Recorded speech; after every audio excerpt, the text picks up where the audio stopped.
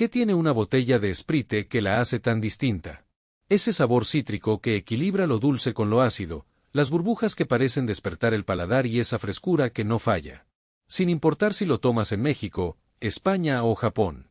Detrás de esa consistencia hay una maquinaria industrial gigantesca que mueve millones de botellas cada día.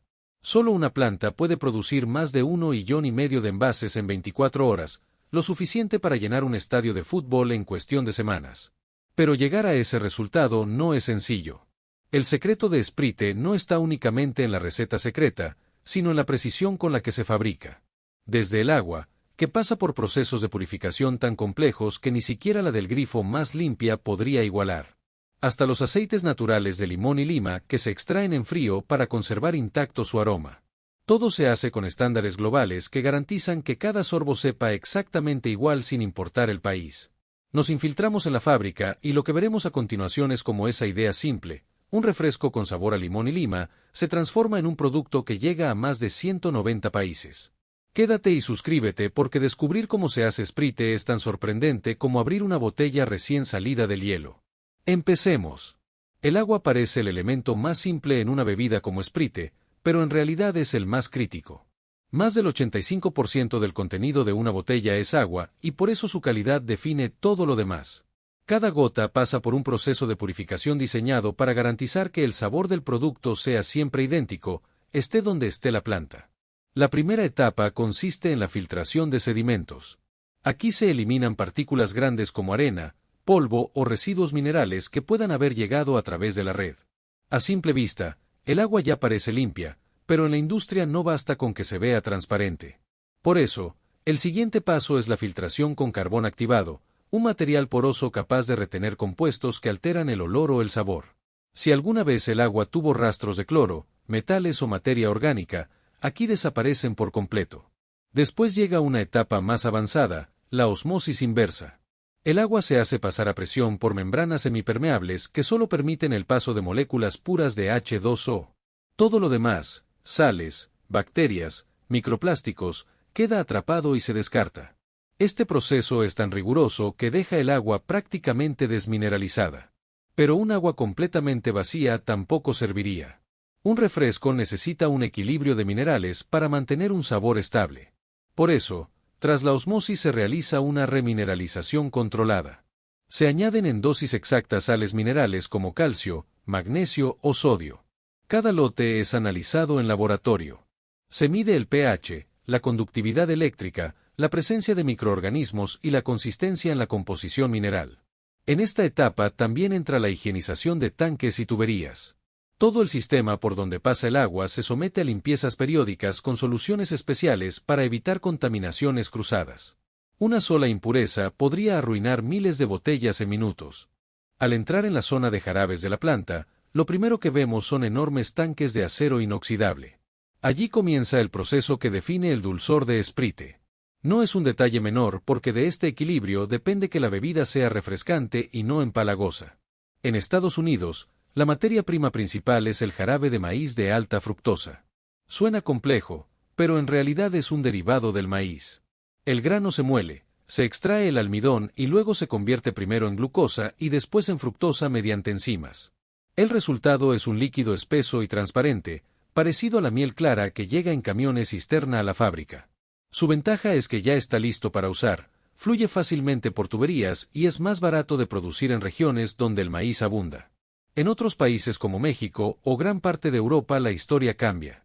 Aquí se emplea azúcar de caña o de remolacha. Llega en sacos o a granel y debe disolverse en agua purificada para formar una solución estable. Después pasa por filtros para eliminar cualquier impureza que pudiera alterar el sabor o el color. Este azúcar conocido como sacarosa tiene un perfil más limpio y es muy apreciado por consumidores que notan la diferencia en el paladar. La elección entre jarabe de maíz o azúcar de caña no es aleatoria. Depende de factores agrícolas, económicos y regulatorios. En Estados Unidos el maíz es abundante y barato, mientras que en América Latina la caña de azúcar es más accesible. Cada país ajusta la receta a sus condiciones, pero siempre buscando que el sabor final sea idéntico. Dentro de la fábrica, el control es riguroso. Los técnicos miden el nivel de dulzor con un instrumento llamado refractómetro, que determina el brick. Si el valor está por debajo, la bebida quedaría aguada. Si está por encima, resultaría demasiado dulce y perdería frescura. Existe también la versión sin azúcar. En este caso se usan edulcorantes no calóricos como aspartame, sucralosa o acesulfame K. Son cientos de veces más dulces que el azúcar, por eso se dosifican en cantidades microscópicas con bombas de alta precisión. Aquí no hay margen de error. Un exceso mínimo arruina el perfil. En esta etapa entendemos que el dulzor de Sprite no es casualidad. Es el resultado de ciencia aplicada y control exacto para que cada sorbo tenga el mismo equilibrio en cualquier parte del mundo. Después de equilibrar el dulzor, entramos en otra sección de la planta donde llega un ingrediente clave para que Sprite no sea empalagoso. El ácido cítrico es ese toque ácido que corta el exceso de azúcar y da la sensación de frescura inmediata en la boca. Hoy en día, el ácido cítrico no se obtiene exprimiendo limones, como muchos podrían imaginar. En realidad, se produce en grandes tanques de fermentación industrial. Todo comienza con una base de carbohidratos, normalmente melaza, un subproducto de la caña de azúcar o de la remolacha. Ese líquido oscuro y espeso se convierte en alimento para un microorganismo muy particular, un hongo llamado Aspergillus niger. En condiciones controladas de temperatura, oxígeno y nutrientes, el hongo consume la melaza y produce ácido cítrico como parte de su metabolismo. Al final de la fermentación, ese ácido se extrae del caldo, se purifica y se cristaliza en forma de polvo blanco. Luego se disuelve nuevamente para integrarse en las bebidas. Lo importante es que gracias a este proceso se obtiene un ácido limpio, uniforme y en cantidades masivas, lo que garantiza consistencia en todas las fábricas del mundo. Dentro de la planta embotelladora, el ácido cítrico llega en sacos o en soluciones líquidas listas para usar. En los tanques de mezcla se añade en proporciones exactas al jarabe base. No es mucho, pero basta con modificar por completo el perfil de sabor. Si se coloca de menos, la bebida queda plana. Si se pasa de la dosis, el resultado sería demasiado agresivo en el paladar. Junto al ácido cítrico, entra en escena otro componente discreto, pero esencial, el citrato de sodio. Se trata de una sal derivada del mismo ácido cítrico. Su función principal es estabilizar los sabores, evitar que el dulzor y la acidez choquen y mantener el pH de la bebida en un rango seguro y constante. También actúa como conservante porque un entorno ligeramente ácido dificulta el crecimiento de microorganismos no deseados. Esta combinación de ácido cítrico y citrato de sodio es la que permite que Sprite tenga ese equilibrio único entre dulce y ácido sin perder frescura incluso después de semanas en la estantería. Es un ajuste fino que se mide con precisión milimétrica y que marca la diferencia entre un refresco común y uno que millones reconocen al primer sorbo. Si el azúcar y la acidez construyen la base de Sprite, lo que realmente le da identidad son sus aromas. Ese sabor inconfundible a limón y lima no se obtiene mezclando jugo de fruta, sino a partir de aceites esenciales concentrados extraídos directamente de la cáscara de los cítricos. En una sección especial de la cadena de producción llegan toneladas de limones y limas seleccionados. No se busca su pulpa ni su jugo. Lo que interesa está en la piel, una fina capa llena de glándulas microscópicas que guardan aceites con un aroma intenso. Para liberarlos, la industria usa un método llamado prensado en frío. Es un proceso mecánico donde la fruta se presiona sin aplicar calor. Al no usar temperaturas altas, los compuestos aromáticos, que son muy volátiles y delicados, se conservan intactos. El líquido resultante parece una mezcla lechosa que luego pasa por filtrados sucesivos hasta convertirse en un aceite puro y transparente. En la planta embotelladora, estos aceites no se añaden directamente en grandes cantidades, al contrario, se dosifican en proporciones diminutas medidas en miligramos por litro. Es sorprendente, pero una sola gota de aceite esencial puede cambiar por completo el carácter de miles de botellas. Aquí entra en juego la precisión de los sistemas automatizados que controlan la inyección gota a gota para garantizar que cada lote mantenga exactamente el mismo perfil de sabor.